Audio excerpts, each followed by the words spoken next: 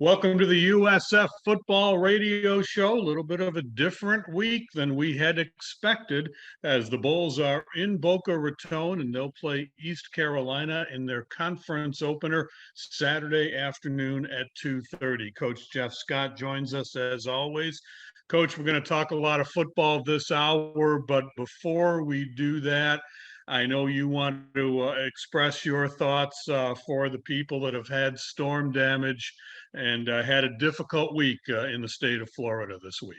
Yeah, there's no question. This has been a difficult week for so many people in our state. And, our thoughts and prayers are with everyone in our state that's been affected by this hurricane, especially all of the people in the Fort Myers Beach area that really had a lot of destruction from when the hurricane, hit our state. And, we've got a lot of players, obviously, that are from this state, many players that are from these areas that were hit the hardest. I know me personally, I've got family in Port Charlotte, Arcadia, Wauchula. So, definitely the last few days have been a time where we're all reaching out to our families, making sure that everybody is okay. And, up to this point, all the feedback that we've been able to get from our players' families and coaches and staff families is that everyone is safe. But obviously the aftermath and is going to take a long time to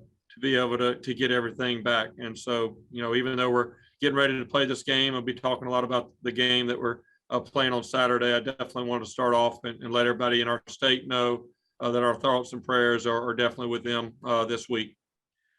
Football 2:30 Saturday afternoon, and if the Bulls can present a pleasant diversion for some of those folks for a couple of hours, that's kind of a nice honor for the team and the program. They'll be playing East Carolina in Boca Raton.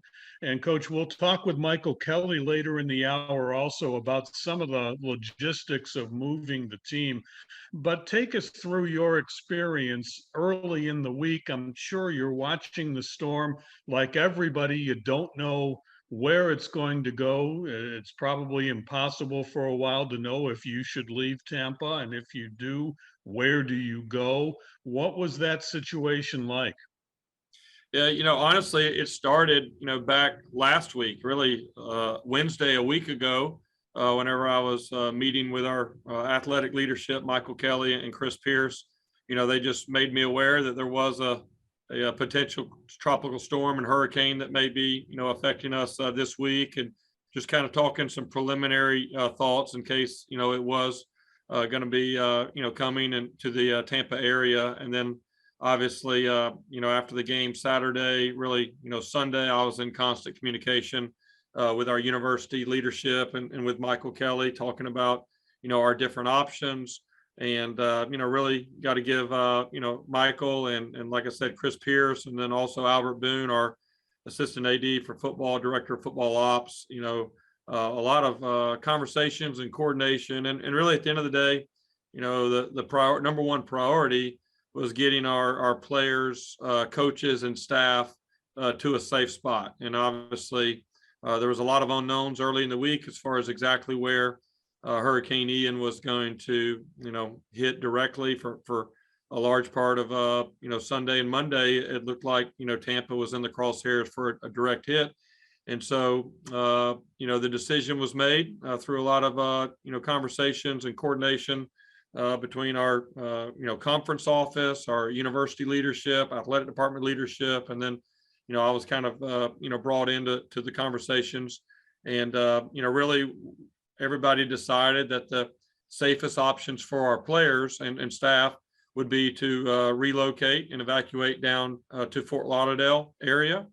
And, basically what we did is we organized, 4-night, 5-day trip in about 24 hours. If you think about what a typical bowl week would look like at the end of a year, and many times these, bowls are, planned, 6 months, 8 months in advance. And really we had 24 hours, but our logistics team did a great job getting us set up here in Fort Lauderdale. And, we did have a lot of traffic and had to drive through, some of the the poor weather there on Tuesday afternoon and Tuesday evening.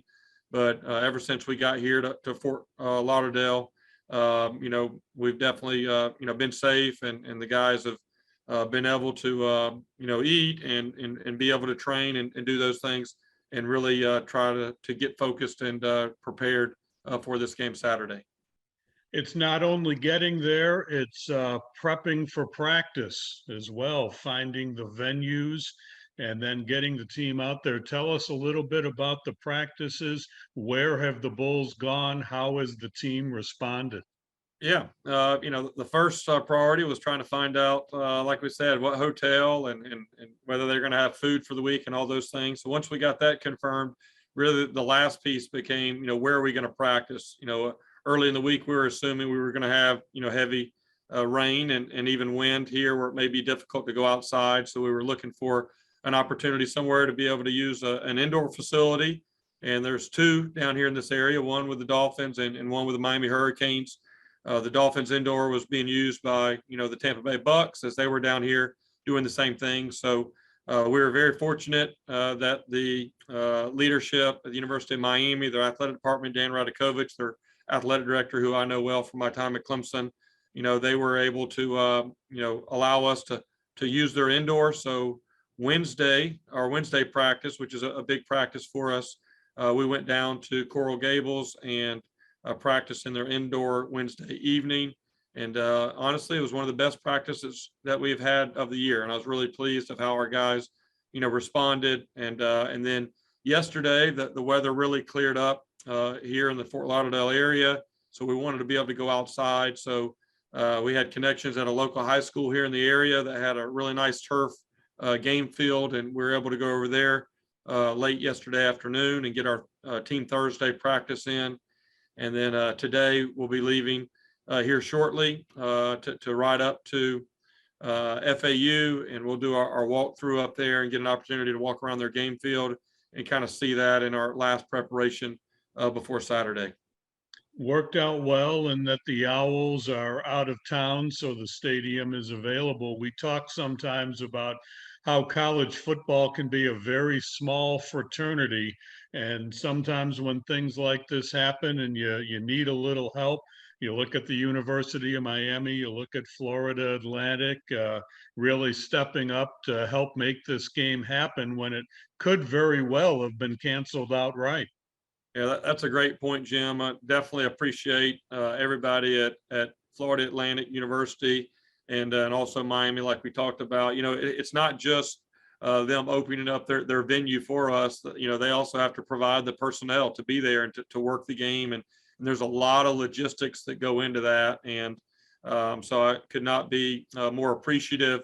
And I know our players are very appreciative of FAU and everything they've done to allow us to be able to come play this game Saturday. And like you said earlier, hopefully, for these 3 or 4 hours Saturday, it'll give our fans and people in this state maybe an opportunity to be able to watch some football and take their mind off, some of the, other things that they're having to deal with. And sometimes that's a thing that sports can do. It's an opportunity to bring people together, and hopefully we can do that for many of the people down in this south area of Florida. Bulls fans should know that all the ticket information for this game is on gousfbulls.com. There's a lot of special consideration for season ticket members. So check out the website. If you feel you can safely make it over to Boca Raton, we'd love to see some green and gold in the stands Saturday afternoon. Bulls in East Carolina, 2:30 Saturday, Boca Raton. Stay with us. We'll talk with Coach a little bit more about the X's and O's of this game when we return on the USF Football Radio Network. Welcome back to USF Football Radio Show. The Bulls were expecting to be at home.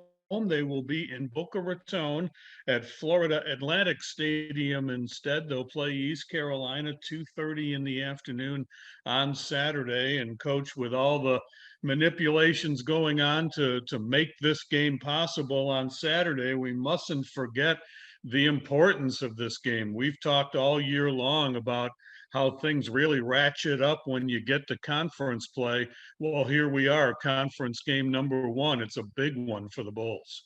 Absolutely. And really what we talked about all week is being able to kind of separate our non-conference season from our conference season, and we had four, games there to start the season. Obviously, three of them were some really challenging teams. And, there was some good and some bad in those first four games. And, my message to our players all week is we have to take the lessons that we've learned in that difficult non-conference schedule and apply them to this conference season that we have ahead. And really we're starting off 0-0 in conference play this week, and it's a great opportunity for us to really kind of put our eyes forward. And if we can bring the lessons from the good and the bad from the last four games and apply it this Saturday against East Carolina, then I believe we can get off to the start that we all want.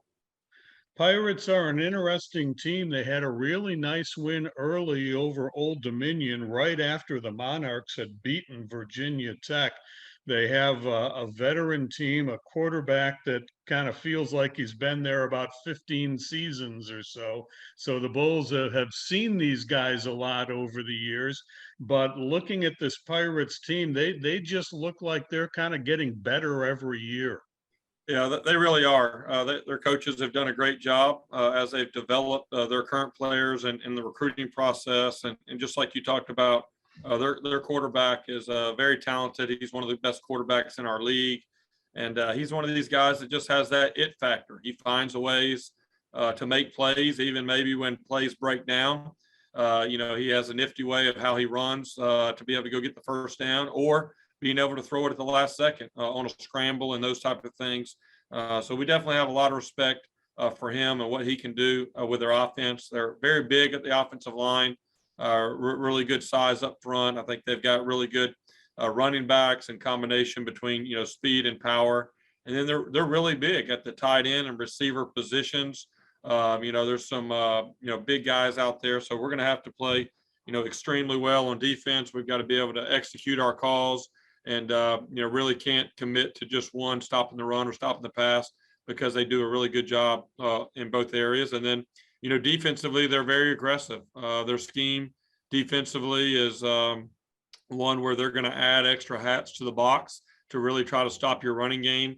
And then also they have lots of different blitzes and pressures that they like to bring on third down. And when they know that you're in passing situations, is definitely going to be another challenge for our offense.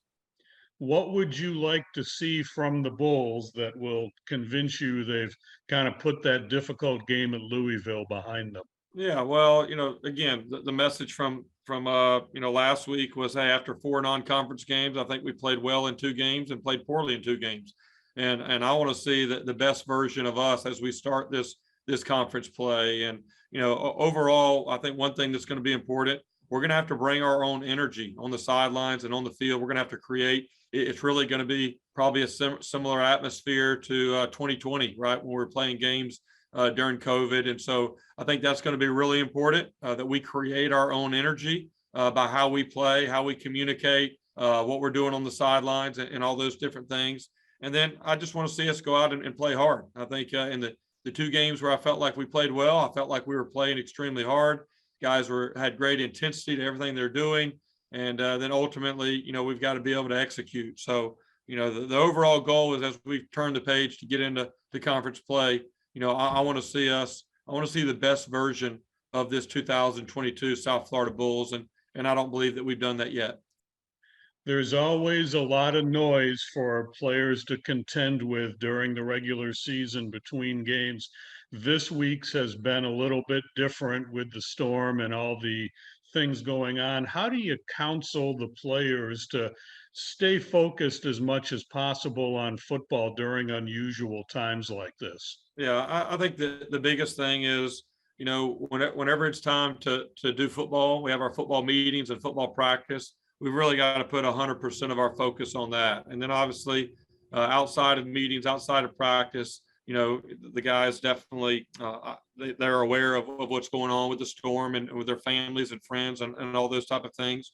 But really, you got to be able to compartmentalize, that whenever it's time for your meetings and practice. And then, overall with just, the typical noise that's out there week to week, especially when you have a very poor performance, I think it's really important for players and coaches alike to really eliminate the clutter. And I think that's easier said than done now because of obviously social media and the phones everybody has, in their hand, seems like 24 hours a day, but I think it's very important that we really have to kind of eliminate as much of the noise, good or bad, week to week, and keep the focus, where it should be. Because at the end of the day, the only thing that matters is really how we play, how we execute on game day. And that's going to be determined by, the type of focus and execution that we have during the week in practice.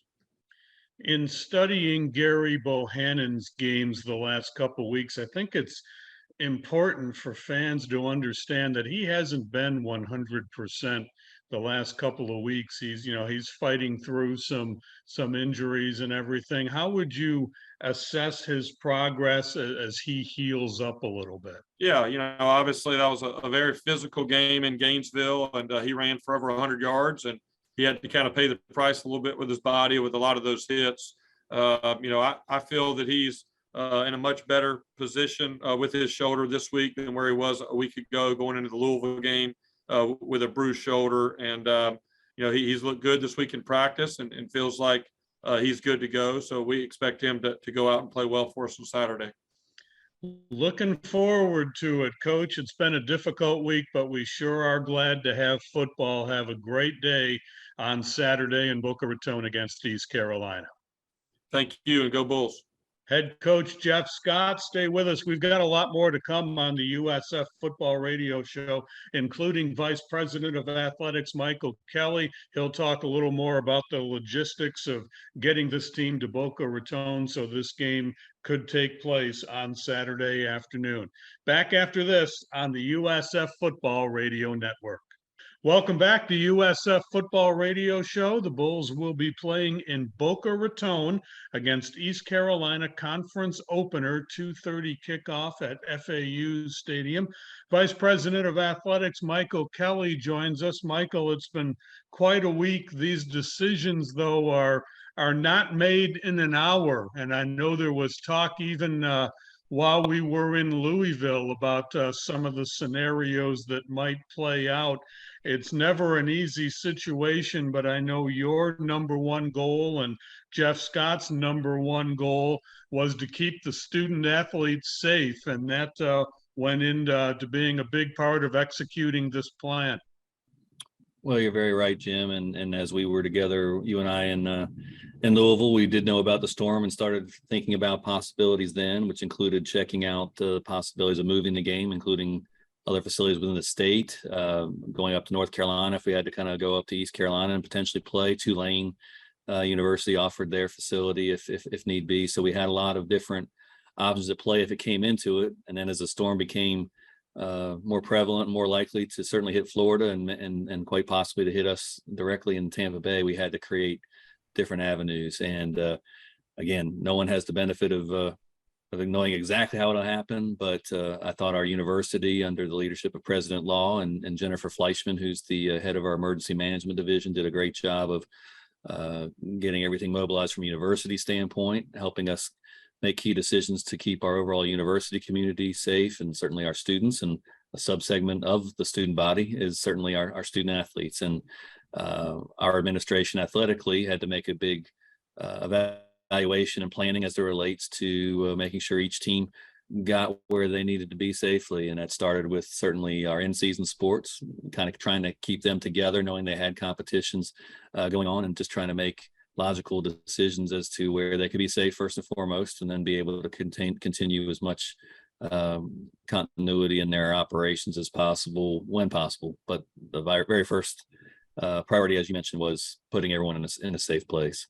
So ultimately on Tuesday is when we had to really make the call, because the campus canceled classes affected Sunday night for everything, even starting Monday, but really to shut down all campus operations with the exception of the Angling Center, which is a special needs shelter, and a handful of dormitories that the university kept available for those students that wanted to stay and ride it out. everything else kind of had to get shut down, including our practices. So that's where we executed the way we did. And the best thing for us for football was to go down to Fort Lauderdale. It was always outside of the cone of the storm track. And then ultimately in working hand in hand with FAU to start planning for this game here on Saturday afternoon. So very grateful to them, very grateful to the other partners to help us. And again, just grateful for not only a great football administration, but certainly an athletic administration that helped execute this plan.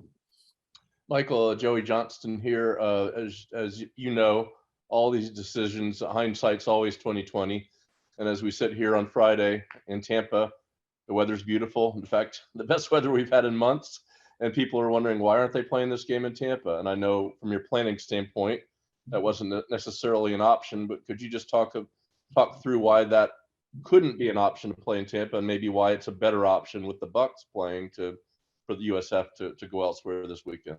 Well, once we entered certain things, we knew that about Tuesday midday was kind of have to be our drop dead deadline as it relates to knowing where we can get somewhere safely, where our opponent can get somewhere safely, the game officials taking into account all the different advice from our public safety officials in the Tampa Bay area in terms of, knowing that they had their compound set up at Raymond James, a special needs shelter at Yangling Center, just not knowing how they could be able to fully get back to operating. And once we made that decision, I think they were somewhat relieved, knowing what could have been. And even now with the good weather we're faced with here on Friday and Saturday, I think it's still taking everything we can to, even for the Bucks to be able to play on Sunday night. And that would not have been an option for us. So all things considered, we did first and foremost as to where we could get our teams to a safe place, where East Carolina could operate in a safe way to make sure the game happened. And that's why we're still very comfortable with our decision and know we did it for the right reasons, and it's the right thing to do. Michael, I'm not sure people realize the massive amount of people that have to be involved in something like this. You mentioned Tulane and other schools, but also obviously Florida Atlantic.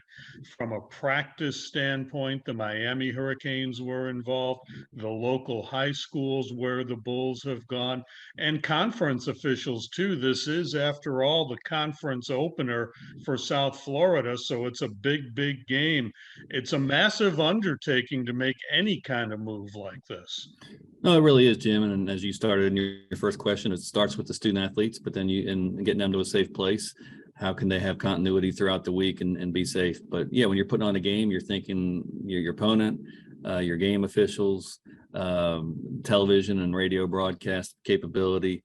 And then obviously you're obviously thinking about the fans as well. And while I realize there's a major inconvenience when we're not able to play at home this week, I also know our Bulls fans understand when they hear the different level of challenges that come with something like this, and certainly something out of our control. We're doing everything we can for them as well, being sensitive to being able to provide the refunds opportunities for our season ticket holders, and then still providing them the free ticket for those that feel comfortable and are able to come down to Boca Raton for this game. So it's a kind of a best of all worlds for them in terms of fairness from a business standpoint, but at the end of the day, when you factor all these things in, this was the right path forward. And you're right. Everybody in the state's been dealing with some of this. I've been talking with most of the ADs in the state. Obviously, each had to kind of make their own decision in their own way. Florida State got the least impact. They were able to stay right on schedule. Turned out that UCF had much greater impact than they first thought at the beginning of the week, and they've pushed their game back. Florida pushed their game back for the same sort of uncertainty. And when it came to us, obviously the logic of us pushing back could have been something, but obviously the Buccaneers have a game on Sunday, and that became another factor that we knew could be a real complication. So for the right thing for the Tampa Bay region, public safety wise, and for just the sheer logistics. And again, we still have 500,000 people out of power, and you still have to staff a stadium, right? People are trying to people are worrying about their own personal welfare. We've got our staff and student athletes and students in general, and faculty spread all over the state and country as they took haven. So it's not easy to just turn on the switch 1 minute later as soon as the sun comes out and be ready to roll. Michael, you have a beautiful new indoor facility about ready to open, along with other facilities on the campus. How did we make out in terms of all our facilities being intact with the weather? Well, having been on 2 calls a day with the university emergency management, that's obviously been a big priority of theirs since Thursday afternoon to kind of assess the campus. My understanding is it's held up really well at the Tampa side. St. Pete, there was obviously great concerns there that was fortunately able to be avoided of much damage there. And then our Sarasota Manatee campus held up quite well as well. Lost power and that sort of thing, but I think they're doing pretty well. But for athletic facility wise, we were very, very blessed. The indoor performance facility held up just fine. Our construction company was already able to get in the main garage doors that we needed that were perfectly timed. And there was one major opening of the building that was of concern heading into the storm, but they were able to find ways to get that sealed off, and it held up well. So we're grateful to them from the IPF standpoint. And all of our facilities, based on our assessment here earlier today and late yesterday afternoon, have been good. We've got some windscreen and fence damage here and there, I think, over at tennis, a little bit at baseball, but all things considered, a little bit of leaking inside of the Selman and the corral, but all things considered, we're very, very, very fortunate. Michael Kelly is with us. We're getting ready for football in Boca Raton Saturday. We'll talk tickets and a few other issues as well when we come back on the USF Football Radio Show. The USF Football Radio Show, the Bulls will be in Boca Raton. 4 consecutive games away from Tampa. Hasn't happened very often in Bulls football history. This one, of course, will be a neutral site game as the Bulls take on East Carolina at FAU's stadium. Vice President of Athletics Michael Kelly is with us. Michael, let's talk a little bit about tickets. You touched on it briefly, but there are considerations for both students and season ticket members, and also some really affordable tickets for people who are either in the Boca Raton area or want to make the journey from Tampa now that conditions have improved. Yeah, that's right, Jim. Obviously, we're very sorry for the inconvenience that this reschedule has caused our fans, but we also appreciate their understanding under the circumstances. But to be extremely fair to our fans, we did offer all of our season ticket holders, and they all received information about this as ways to either get a full refund for the ECU game on their season tickets or donate that if they so chose. And regardless if they chose to and provide them an opportunity rather to get free tickets to the game here at FAU Stadium. So irregardless of whether they take a refund or not. So we wanted to be as accommodating as we could to our greatest and most loyal fans. Obviously our student, we know while they've been off campus in essence since as early as Tuesday, if not Monday, but whether they're back in Tampa, whether they're spread out throughout the state, we certainly are honoring their ticket availability just like they would if they were at Raymond James. So free tickets for our students. And then, as you said, for those in the general community around the state or here down in the Boca Raton, Fort Lauderdale area, we've kept the ticket price very nominal, $10. So again, anyone that's got season tickets had access to claim free ones for them and their friends and family. Students are free, and then again a very nominal price for those that might be looking for some good entertainment here at FAU Stadium at 2:30 on Saturday. Michael, when you go to a USF football game at Raymond James Stadium, you know where you are. It's decorated a certain way in USF style. There's messages on the video board that are USF branded. There's no question you're at a USF football game. So what will it look like at FAU? Will you be able to similarly brand the experience and for people to know that this is USF home game, so to speak? Well, we're doing everything we can to do exactly that, Joey. It's a great question on your part. FAU's folks have been great. They are going to be able to at least put some of our field branding, certainly at the midfield logo, we expect to have down. So that'll look USF wise, which ironically we might not have been able to do at Raymond James this week because of the Bucks game the next day. And then thanks to a lot of help at the stadium and all of our external affairs staff members, we were able to get into the stadium despite the public safety compound there, get our field wrap onto a truck. So we've got that coming down. So we should see the similar field walls we have. And then something people might think easy, and it's really not. It's a very time consuming process, but we have such great, video boards at Raymond James, and they're set up for certain specifications when you see all those messages and graphics and things. And so our staff's been working really hard to reformat those to the specifications of what will fit on the FAU scoreboard. So we should see a lot of that as well. So through the work of a lot of people, it's going to be as USF oriented as it possibly can, and we're very appreciative of our again, not only FAU and their field crew, but obviously our staff for going the extra yard to make it that way. We're looking forward to the radio broadcast on the Bone and on USF Bulls Unlimited. TV is always much more complicated. This will be an ESPN Plus broadcast, Michael, and it's kind of remarkable that they've been able to put this thing together to get this game on TV. It may look a little bit different to Bulls fans, but it's going to be on the air on television, and that's been a really big undertaking also.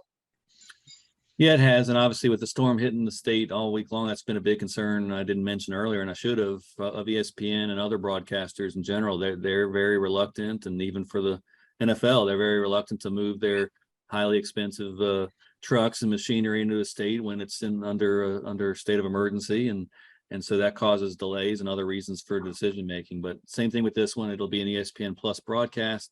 They're going to do everything they can to make it as good as possible. But between the trucks they're able to get there, the amount of personnel they're able to hire under certain circumstances. So I know we'll have fewer cameras in motion than we might see on normal games. It's just the reality of the impacts of the storm and getting people into town. So we'll just have to be patient with that. I'm sure it'll still be of great quality, but it is not going to be, it's not a Saturday night ABC broadcast, that's for sure. We don't have the same truck and the same personnel that's able to work the game, but we are very grateful to ESPN to get it available for our fans, since we know many of them won't be able to necessarily travel over to Boca, so they'll be able to see it on TV and obviously listen to here on the Bone. Michael, all these logistical adjustments come in a week when you're starting your conference season, a very important week for this football team.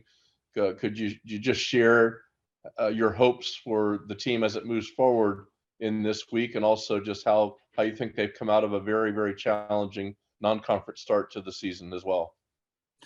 Yeah, obviously it's kind of finished a clear demarcation in the season when you come out of the non-conference play. When we played non-conference games in the first 4 weeks, we knew we had a very formidable schedule coming in, and that proved to be true.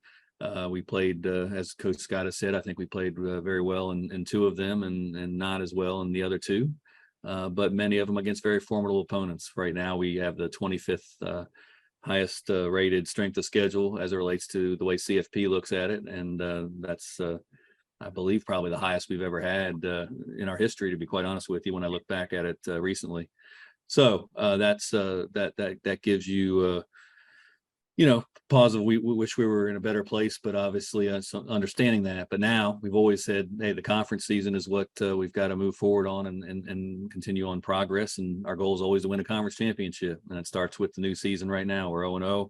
Key game against ECU has been in a similar position to us. Their coach has got started 1 more year earlier than Coach Scott has, but they've seen some good progress, and we need to do the same. And it starts with opening up the conference play. And so in one way, you'd say maybe this type of distraction would be very unfortunate as it relates to the starting conference play. But as Coach Scott has said, in some ways, maybe having the ability to have all the guys together and a little more focus without having classes during the thing, we've just asked ourselves to focus as best we can and come together, and that's what I think they've been able to do. So we're making the very best out of some challenging circumstances, and looking forward to playing well against the Pirates and starting off the conference season well.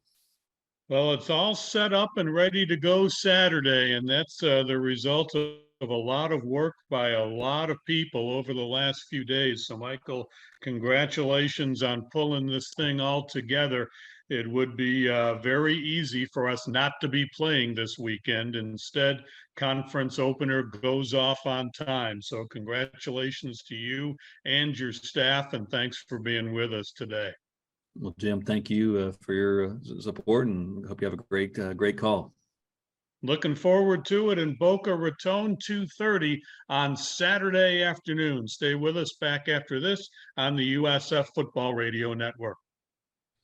Welcome back to USF Football Radio Show. A chance to sit down with Joey Johnston right now. We want to remind people too, we will be a little bit different on the pregame show on Saturday. We'll begin at 1 o'clock exclusively on USF Bulls Unlimited. That'll be 30 minutes, and then we'll slide into the regular pregame show on the Bone and Unlimited starting at 1:30. Kickoff is at 2:30. Well, Joey, we keep hitting these games saying, I wonder what the mindset of the team is going to be like. What are they going to be like coming out of the tunnel? It's a pretty hard read in general terms. After something like this, you're smarter than me if you know the answer to that. I don't know about that, Jim, but I think it is interesting, as Coach Scott pointed out, that this has been kind of a week of togetherness where they're all clustered for meals and for meetings in a way that's not normal on a normal week. So maybe they will come out of it with some benefit. The decision was made early enough where they could settle into their routine pretty normally. I think that's a good thing. Regardless of when or where this game is being played, it is a huge game. It's the conference opener against a very good East Carolina team. So the importance of it hasn't been diminished or changed in any way. It's just going to happen in Boca Raton. So I think it's clear that USF does need to come out strong in the beginning. That will be of great benefit if they can do that.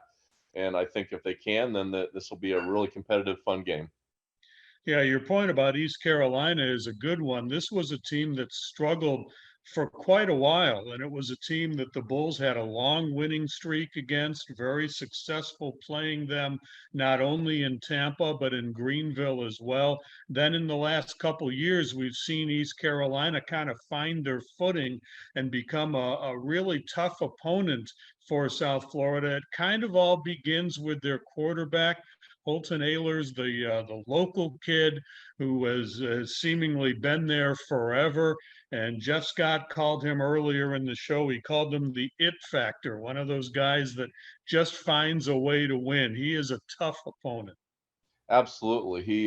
He's one of those quarterbacks. So whether you call it a gamer or a field general or whatever, he just seems to get the ball in the hands of the right people and know how to operate behind center. This will be the fourth time he started against USF. I don't know if anybody can make a claim like that, but it does seem like he's been around forever. This is an East Carolina team that, were it not for some breakdowns in the kicking game, they could be coming into this game at 4-0. They lost 21-20 to a very good NC State team to open the season and were narrowly defeated in 2 overtimes by Navy. So this East Carolina team has designs on doing some damage in the American Conference this year. So USF has a tough task right away. Joey, Sam, and I will be in Boca Raton. Join us at 1 o'clock on USF Bulls Unlimited, 1:30 on Unlimited, and 102.5 The Bone as the Bulls get their conference season started against East Carolina in FAU's home stadium. Thanks for joining us. This is the USF Football Radio Network.